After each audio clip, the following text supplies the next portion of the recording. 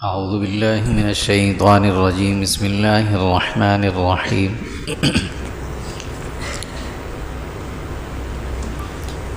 سورہ انعام کا دوسرا حصہ اور سورہ اعراف کا پہلا حصہ آج تلاوت ہو۔ سورہ انعام کے اس دوسرے حصے میں اللہ تعالیٰ جن باتوں کا ذکر فرما رہے ہیں، مشرکین کا حضور صلی اللہ علیہ وسلم سے یہ مطالبہ تھا مکہ والوں کا کہ آپ کے ساتھ فرشتے آئیں، آ کر ہمیں بتائیں کہ آپ نبی ہیں، یا آپ ہمارے جو بڑے ہیں جو دنیا سے چلے گئے ان کو زندہ کریں، ہم ان سے باتیں کریں تو ہم آپ کو نبی مان لیں گے۔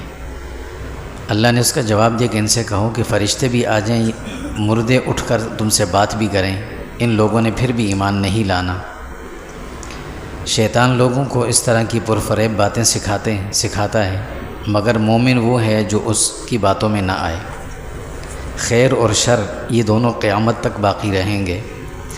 مشرکین کا یہ بھی اعتراض تھا کہ کون اس بات کا فیصلہ کرے گا کہ یہ قرآن کریم اللہ کا کلام ہے یا حق ہے۔ اللہ نے کئی جواب دیے اس کے، فرمایا کہ اللہ خود اس بات کا فیصلہ کرتے ہیں۔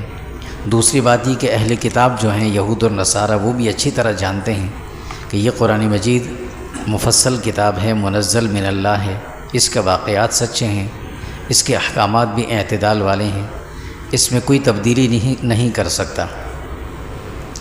ایمان والوں کو اللہ تعالیٰ حکم دے رہے ہیں کہ لوگوں کی اکثریت پر دیکھ کر فیصلے نہ کیا کرو، افراد کا وزن دیکھو۔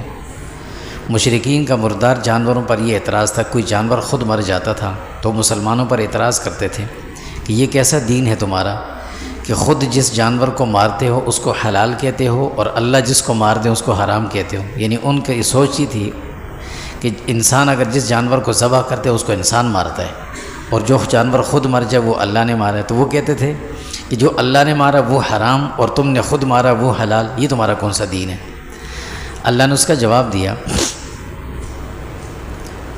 کہ جس جانور پر ذبح کرتے ہوئے حلال جانور پر اللہ کا نام لیا ہو اسے کھاؤ، اور جس پر اللہ کا نام نہیں لیا چاہے وہ کسی بھی طریقے سے مر گیا ہو اسے کھانا حرام ہے۔ ظاہر اور مخفی سارے گناہ چھوڑ دو، بغیر تکبیر کے ذبیحہ کو نہ کھاؤ، جو جانور بغیر تکبیر کے ذبح کیا گیا ہو اسے بھی نہ کھاؤ۔ شیطان کے وسوسوں سے بچو۔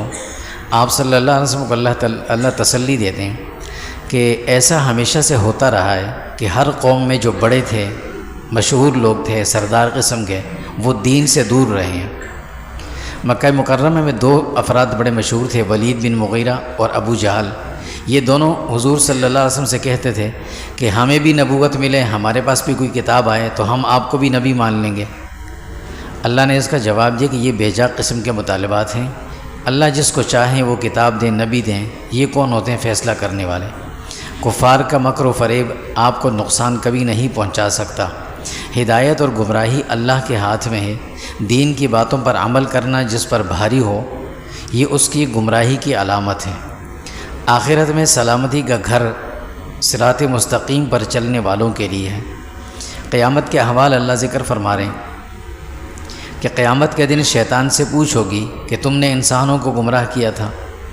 شیطان کے متبعین جو ہیں، جتنے بھی شیطان کی مان کر چلنے والے، وہ اللہ کے سامنے اپنی بدکاریوں کا اقرار بھی کریں گے۔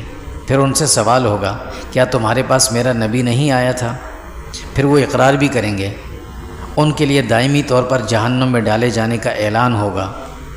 ظالم کے لیے اللہ فرماتے ہیں دو قسم کے عذاب ہیں جو ظلم کرے گا۔ ظالم کا مددگار قیامت میں ظالم کے ساتھ ہی ہوگا، یعنی دنیا میں جو ظالم کا مددگار بنے گا وہ قیامت کے دن ظالم کے ساتھ ہوگا، اور ظالم پر دنیا میں اس سے بڑا ظالم مسلط کیا جائے گا۔ انبیاء کی بعثت کا مقصد لوگوں کو ہلاکت سے قبل باخبر کرنا ہے۔ تم سارے کے سارے نافرمان ہو جاؤ، اللہ کی ذات پر کوئی فرق نہیں پڑتا، وہ تمہیں ہلاک کر کے تمہاری جگہ اوروں کو پیدا کر دیں گے۔ قیامت ضرور آئے گی، ہر شخص کو اس کے کیے کا بدلہ ضرور ملے گا۔ جو شخص ضد اور عناد میں آ کر آپ کی بات نہیں مانتا اسے چھوڑ دیں۔ مشرکین کے عقائد بد کا اللہ نے ذکر فرمایا، جو برے عقیدے تھے ان کے، کہ اپنی پیداواری یعنی جو فصل پیدا ہوتی تھی اس میں یا جانوروں میں سے عمدہ قسم کا ایک حصہ الگ کر کے اپنے بتوں کے نام رکھتے تھے، اور جو بیکار قسم کے ردی قسم کی چیزیں ہوتی ہیں وہ کہتے تھے یہ اللہ کے نام بھی رکھ دو۔ کہتے یہ تھے کہ اللہ کو تو ویسے بھی ضرورت نہیں ہے۔ اسی طرح ان کے اندر ایک چیز یہ بھی تھی، وہ اپنی اولاد کا قتل کرتے تھے، بچیوں کو کبھی قتل کر دیتے تھے، کبھی بچوں کو بتوں کے نام پر ذبح کر دیتے تھے، کبھی فقر کے خوف سے بچوں کو مار دیتے تھے۔ بعض جانوروں کے لیے ان کا عقیدہ یہ تھا کہ اس کا دودھ اور گوشت یہ حرام ہے، بعض پر کہتے تھے سواری کرنا حرام ہے، بعض جانوروں کو بغیر تکبیر کے ذبح کرتے تھے اور کہتے تھے یہ اللہ کا حکم ہے۔ جو جانور ذبح کرتے، اگر وہ جانور ذبح ہوتا اور اس کے پیٹ میں سے ایک بچہ نکل آتا، اگر وہ بچہ زندہ ہوتا تو کہتے تھے کہ یہ صرف مرد اسے کھائیں گے، اور اگر مرا ہوا کہتے تھے مرد اور عورتیں دونوں کھا سکتی۔ یہ عجیب ایسے ہی ان کے اپنی من گھڑت باتیں تھیں۔ اللہ نے ان ساری باتوں کی تردید فرمایا کہ یہ تم نے کہاں سے دین بنا لیا، اور اس ضمن میں اہل ایمان کو اللہ نے حکم دیا کہ اللہ کی راہ میں اچھی چیز خرچ کرو، غیر اللہ کے نام پر کوئی بھی چیز خرچ نہ کیا کرو، اولاد کے قتل سے بچو، اللہ کے حکم کے سامنے اپنی عقل استعمال نہ کرو، اللہ کی طرف غلط باتیں منسوب نہ کرو، حلال اور حرام کی تمیز رکھو۔ اللہ کی قدرت کی نشانیاں دیکھیں، زمین، آسمان اور ہر قسم کے پھل پیدا کرنا، غلہ زمین سے اگانا، پھر جانوروں کو پیدا کرنا، ان کی مختلف قسمیں، بعض کا تم گوشت استعمال کرتے ہو کھاتے ہو، بعض کا دودھ پیتے ہو، بعض پر تم سواری کرتے ہو، یہ سب تمہارے لیے ہیں، انہیں استعمال کرو مگر ان کا حق ادا کرو، اور حق یہ ہے کہ زکوٰۃ دو، صدقات نافلہ بھی دو، شکر ادا کرو اللہ کا، اسراف نہ کرو، جو چیزیں اللہ نے حرام کی ہیں وہی حرام ہے، اوروں کو حرام نہ کہو، اور جو حلال ہیں ان کو استعمال کرو۔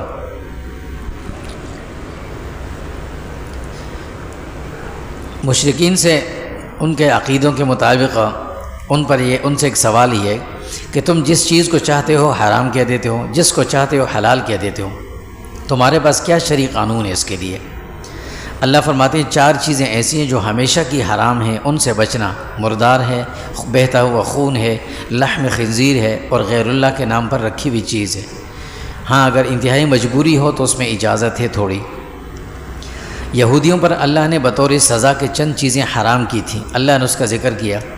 کھر والے جانور ان پر حرام تھے، چربی جو گوشت پر لگی ہوئی ہوتی تھی وہ حرام ہوتی تھی، ان کے لیے انہیں حکم یہ تھا کہ یہ تم پر حرام ہے، اور جو ہڈی پر چربی لگی ہے وہ حلال ہے۔ یہ قسم کی سزا تھی، یہ قانون نہیں تھا دائمی۔ اللہ فرماتے ہیں کہ دنیا میں نافرمان کی پکڑ ضرور ہوگی۔ مشرکین کا یہ اعتراض تھا کہ اگر آپ ہمیں مشرک کہتے ہیں، ہم شرک کرتے ہیں، یا حلت اور حرمت کا قانون خود سے مقرر کرتے ہیں، تو اگر اللہ کی مرضی ہماری ان باتوں کو شامل نہ ہوتی تو ہم کیسے کرتے؟ اللہ کی مرضی شامل ہے تبھی تو ہم کر رہے ہیں۔ اللہ نے اس کا جواب دیا کہ ان سے کہو یہ اس کی تمہارے پاس کیا دلیل ہے؟ اللہ پر جھوٹ بولتے ہو۔ باقی تمہیں اگر مہلت ملی ہوئی ہے تو یہ وقت مقررہ تک مہلت ہے، اس میں اللہ کی رضا شامل نہیں ہے۔ کسی کی اگر برائی پر اگر جلدی پکڑ نہیں ہوتی تو یہ اس کے لیے مہلت ہے، ڈھیل ہے، یہ اس بات کی دلیل نہیں ہے کہ اللہ اس سے راضی ہے۔ تمام انسانوں کو اللہ تعالیٰ حکم دے رہے ہیں کہ 9 چیزیں ایسی ہیں جو حرام ہیں، ان سے بچنا۔ شرک کرنا، والدین کی نافرمانی کرنا، اولاد کا قتل کرنا، فواحشات اور گناہوں کا ارتکاب کرنا، ناحق کسی کا قتل کرنا، یتیم کا مال کھانا، بے حیائی کرنا، ناپ تول میں کمی کرنا، غلط فیصلے کرنا، جھوٹی گواہی دینا، وعدے کی خلاف ورزی کرنا، اور سچ کے مقابلے میں اپنی رشتہ داری یا دوستی کو ترجیح دینا، یہ تمام چیزیں حرام ہیں۔ اللہ فرماتے ہیں یہی باتیں ہم نے تورات میں بھی نازل کی تھیں، مگر یہودیوں نے نہ مانی تو وہ گمراہ ہوئے۔ قرآن کریم کے نزول کا مقصد یہ ہے کہ کل قیامت کے دن کوئی یہ نہ کہہ سکے کہ ہمارے پاس تو کوئی کتاب ہی نہیں آئی تھی، یا کوئی یہ کہے کہ تورات اور انجیل تو عبرانی اور سریانی زبان میں تھی، ہمیں سمجھ نہیں آتی تھی۔ یہ اللہ فرماتے ہیں یہ بڑی برکت اور عظمت والی کتاب ہے، ہدایت والی ہے، اس کی اتباع کرو، نافرمانی سے بچو۔ جو شخص نہ اس کتاب کو پڑھے نہ اس پر عمل کرے وہ بڑا ظالم ہے، اور جو دوسروں کو بھی اس سے روکے اس کے لیے تو بڑی سخت وعید ہے عذاب کی۔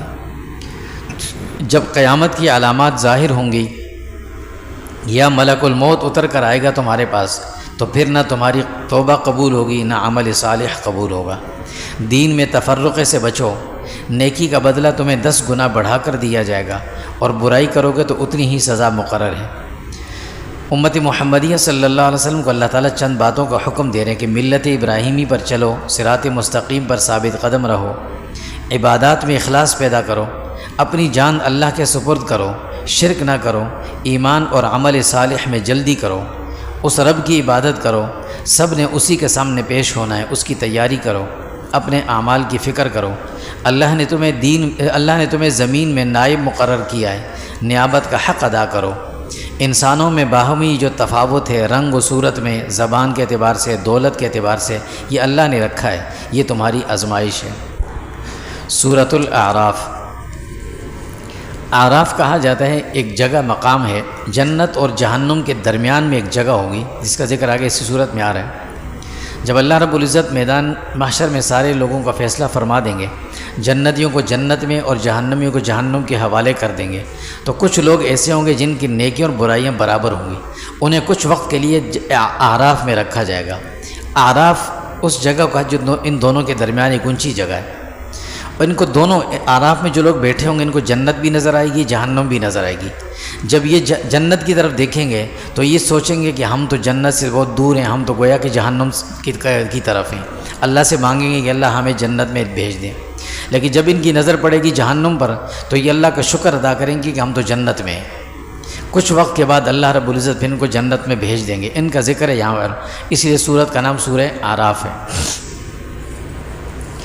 قرآن مجید کی عظمت کا اللہ نے اعلان فرمایا، دین اسلام کی تبلیغ اور اشاعت کا حکم دیا۔ دین کے کام میں کسی کی ملامت کی پرواہ نہ کریں، اللہ تمہاری مدد کریں گے۔ اپنی زندگی کو قرآنی اصولوں کے مطابق گزاریں۔ سابقہ امتوں کا ذکر اللہ نے کیا کہ بوقت عذاب توبہ کرتے رہیں مگر ان کی توبہ قبول نہیں ہوئی۔ پھر احوال قیامت اللہ ذکر فرما رہے ہیں، روز محشر سوال اور جواب اور اعمال کا وزن ہونا، یہ سب کچھ برحق ہے۔ ہر انسان کی روزی اللہ نے مقرر کی ہے۔ حضرت آدم علیہ السلام کو اللہ نے جنت میں پیدا فرمایا، اور جنت میں جو سارے واقعات ان کے ساتھ پیش آئے، پھر دنیا میں جن کو بھیجا اس کا اللہ نے ذکر فرمایا، تو سورہ بقرہ میں بھی اس کا یہ واقعہ گزرا۔ جب اللہ نے ابلیس کو جنت سے نکالا تو ابلیس نے اللہ سے مہلت مانگی تھی کہ مجھے نفخہ ثانیہ تک زندگی دینا، جب دوسری مرتبہ سور پھونکا جائے گا لوگوں کو اٹھایا جائے گا۔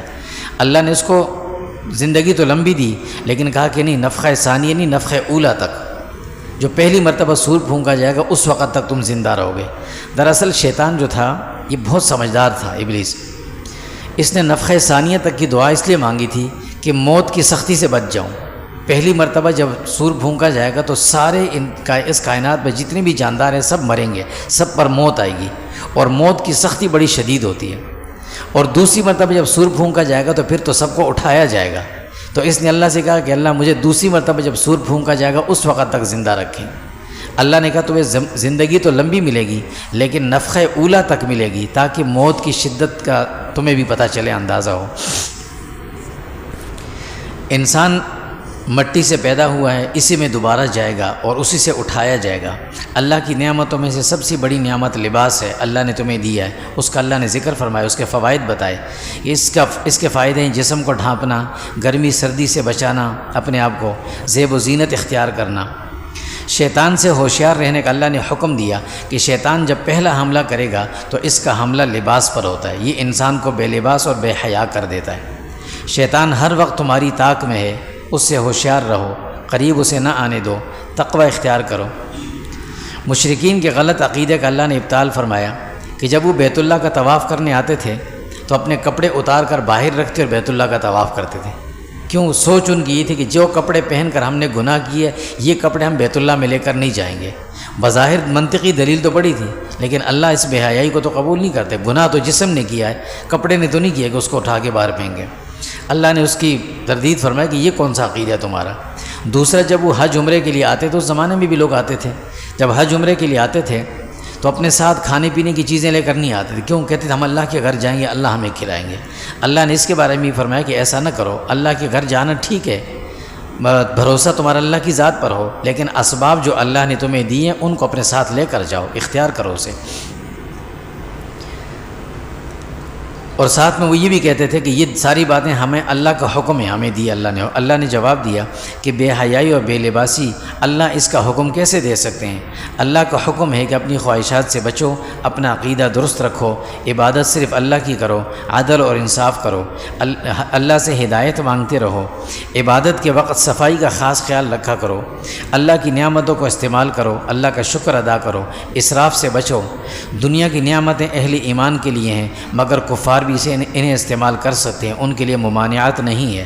حرام چیزوں سے بچو، اپنی خواہشات سے بچو، گناہوں سے بچو، شرک سے بچو، اللہ کی طرف غلط باتیں منسوب کرنے سے بچو۔ یاد رکھو موت کا وقت مقرر ہے جس میں ذرا بھی تقدیم اور تاخیر نہیں ہوگی۔ کامیابی کا معیار تقوی اور اصلاح اعمال ہے۔ انبیاء اور اللہ کے پیغام کے متعلق تم سے سوال ہوگا، یعنی انبیاء کے متعلق بھی سوال ہوگا اور اللہ کے پیغام کے متعلق بھی کہ تمہارے پاس آیا تھا یا نہیں۔ ظالم اور کفار کے لیے دنیا کی راحتیں ہیں، مگر نزع کا وقت اس کا بڑا سخت ہوگا۔ جب اللہ کے سامنے پیشی ہوگی وہ وقت بھی بڑا سخت ہوگا، پھر اسے ہمیشہ کے لیے جہنم رسید کر دیا جائے گا۔ جہنم کے عذاب کی سختی اتنی ہوگی کہ لوگ ایک دوسرے کو گالم گلوچ کریں گے، لعن طعن کریں گے۔ جہنم میں ان کا اپنے معبودان باطلہ سے سامنا بھی ہوگا، مکالمہ بھی ہوگا۔ اللہ نے نافرمانوں کے لیے، جو اللہ کی نافرمانی کرتے ہیں کھلم کھلا، ان کے لیے 5 سزاؤں کا ذکر کیا کہ دنیا میں ان کی کبھی دعائیں قبول نہ ہوں گی، ان کی روح بڑی سختی سے قبض ہوگی موت کے وقت، روح کو آسمانوں پر نہیں لے جایا جا سکے گا، ان کی قبر میں بستر آگ کا ہوگا اور یہ جنت سے محروم ہوں گے۔ اہل ایمان کے دلوں کو اللہ تعالیٰ معمولی بغض سے اور باتوں سے صاف کر کے اور پھر انہیں جنت میں داخل فرمائیں گے۔ اہل جہنم اور اہل جنت کا آپس میں مکالمہ ہوگا۔ یہ وہ مکالمے کا ذکر ہے اس میں کہ جب جنتیوں کو جنت میں جہنم میں چلے جائیں گے تو جنتی اللہ تعالیٰ سے کہیں گے کہ اللہ رب العزت، ہمارے کچھ جان پہچان والے، کچھ رشتہ دار تھے، کچھ تعلق والے لوگ تھے، وہ ہمیں جنت میں نظر نہیں آ رہے، وہ کہاں ہیں؟ تو اللہ کہیں گے وہ جہنم میں اپنی بدعمالیوں کی وجہ سے۔ تو یہ ان سے کہیں گے اللہ ہم نے ان کو دیکھنا ہے، چونکہ جنت میں اللہ تو ہر خواہش پوری کریں گے۔ تو اللہ رب العزت ایک پردہ سے ہٹائیں گے، بیچ میں سے کھڑکی سی راستہ کھلے گا، کھڑکی کھلے گی، اور جنتی جب اوپر سے دیکھیں گے نیچے جہنمیوں کو عذاب میں، تو ان سے پوچھیں گے کہ بتاؤ بھائی، ایک وعدہ اللہ نے ہم سے کیا تھا، ایک وعدہ تم سے کیا تھا، بتاؤ ہم سے تو اللہ نے جو وعدہ کیا وہ تو پورا ہو گیا، ہم تو جنت میں آ گئے، تم سے جو وعدہ تھا پورا ہوا کہ نہیں ہوا؟ وہ کہیں گے قالوا نعم، پورا ہوا۔ بالکل یہی الفاظ حضور صلی اللہ علیہ وسلم نے بدر کے موقع پر جب کفار بدر کے بڑے بڑے سردار مارے گئے، ان کو جب پھینکا گیا کنویں میں، تو تیسرے دن حضور نے آ کر اس کنویں کے اوپر کھڑے ہو کر یہی الفاظ کہے تھے کہ ایک وعدہ اللہ کا ہم سے تھا، اللہ نے ہم سے وعدہ کیا تمہیں فتح ملے گی، اور ایک تم سے وعدہ تھا کہ تم مرو گے، مردار ہوگے، جہنم رسید ہوگے۔ ہمارا وعدہ تو پورا ہو گیا، بتاؤ تم سے وعدہ پورا ہوا یا نہیں ہوا؟ جنتی جو جہنمیوں سے یہ کہیں گے، آگے ایک جگہ اور بھی ذکر آ رہا ہے سورہ مدثر میں کہ جنتی پھر ان جہنمیوں سے پوچھیں گے کہ بھئی تم جہنم میں کیوں گئے ہو؟ تم تو اچھے لگتے تھے، دنیا میں بڑے اچھے کام بھی کرتے تھے۔ تو جہنمی ان سے کہیں گے کہ ہم نمازیں نہیں پڑھتے تھے، بے نمازی تھے، اس لیے ہم لم نکو من المصلین ولم نکو نطعم المسکین وکنا نخوض مع الخائضین۔ ایک تو ہم غریبوں کمزوروں کا خیال نہیں رکھتے تھے، ان کی توہین کرتے تھے، تحقیر کرتے تھے، اور دوسرا ہم نمازیں صحیح نہیں پڑھتے تھے اور فضول باتوں میں ہم اپنے وقت گزار لیتے تھے، اس وجہ سے آئے۔ پھر یہ جہنمی چونکہ جنتیوں کو پہچانیں گے بھی، تو یہ ان سے کہیں گے کہ تمہارے پاس یہ الفاظ اللہ نے ذکر بھی کیا سورہ اعراف میں، وَنَادَى أَصْحَابُ النَّارِ أَصْحَابَ الْجَنَّةِ أَنْ أَفِيضُوا عَلَيْنَا مِنَ الْمَاءِ أَوْ مِمَّا رَزَقَكُمُ اللَّهُ۔ جہنمی آواز دے کر، نام لے کر ان سے کہیں گے کہ تمہارے پاس کھانا ہوگا، پانی ہوگا کچھ بچا ہوا، وہ ہمیں دے دو، ہمیں ضرورت ہے، ہمارے پاس کچھ نہیں ہے۔ ان آگے سے وہ جنتی جواب دیں گے ان اللہ حرمہما علی الکافرین، جنت کی نعمتیں اللہ نے جہنم والوں پر حرام کی ہیں، تمہیں نہیں مل سکتی۔ اس کے بعد وہ دروازہ بند کر دیا جائے گا۔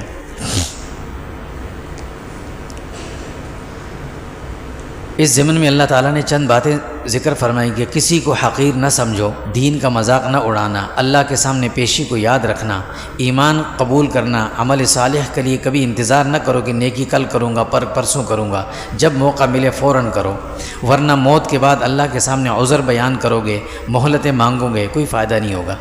زمین آسمان کی تخلیق اللہ نے 6 دن میں فرمائی ہے۔ اس کی حکمت یہ ہے کہ انسان کو اللہ نے یہ تعلیم دی ہے کہ کوئی بھی کام کرنا ہو اطمینان، تسلی اور ٹھہر کر کیا جائے۔ دعا اور ذکر کے اللہ نے آداب بتائے کہ دعا مانگنی یا ذکر کرنا ہو، ایک تو مانگتے ہوئے عاجزی اختیار کرنا، خفیہ یعنی آہستہ آواز میں کرنا، اللہ سے خوف اور امید کے ساتھ دعائیں مانگتے رہنا۔ اللہ فرماتے ہیں زمین میں فساد کرنے سے بچنا۔ حضرت نوح علیہ السلام حضرت حود علیہ السلام، حضرت صالح علیہ السلام، حضرت لوط علیہ السلام اور حضرت شعیب علیہ السلام، یہ 5 اقوام اور یہ 5 انبیاء کی قومیں، ان کا ذکر اللہ نے قرآن مجید میں بہت جگہ فرمایا۔ 3 جگہ تو ان 5 کا ترتیب کے ساتھ ذکر ہے، یہاں سورہ اعراف میں ہے، آگے سورہ ہود میں ہے، پھر سورۃ الشعراء میں ہے، اور مختلف چھوٹی چھوٹی جگہوں میں اور بھی ہے، سورہ حجر و ان جگہوں پر بھی ہے۔ ان 5 انبیاء اور ان کی اقوام یہ وہ قومیں تھیں کہ جن پر اللہ کی طرف سے عذاب آیا تھا اجتماعی طور پر، اور یہ قومیں تباہ ہوئی تھیں۔ کس وجہ سے ہوئی تھیں اور انبیاء نے ان میں کتنا عرصہ محنت کی، کتنا عرصہ گزارا تھا، یہ ان 5 انبیاء کے واقعات اللہ رب العزت نے اس صورت کے اندر بیان کیا۔ اور یہ 5 واقعات، اس پہ کافی لمبا وقت لگتا ہے، اس پر تفصیل کے ساتھ ہم نے پچھلے سالوں میں بیان ہوئے ہیں، اور وہ ریکارڈنگ بھی موجود ہے یوٹیوب کے اوپر، کسی نے اگر سننا ہو تو وہاں سے تمام ان 5 اقوام کے واقعات تفصیل کے ساتھ وہاں سنے جا سکتے ہیں۔ ان 5 کا ذکر کرنے کے بعد اللہ رب العزت نے آخر میں ذکر فرمایا کہ یہ جو قوم تھی، یہ جو قومیں ہلاک ہوئی ہیں، ان کی ہلاکت کے اسباب کیا تھے، ان اسباب میں غور کرو اور ان سے عبرت حاصل کرو، اپنے آپ کو اللہ کی وعدہ خلافی سے بچاؤ۔ وعدہ خلافوں کا انجام یہی ہوگا جو ان اقوام کا ہوا۔ وصلی اللہ تعالی علیہ وسلم۔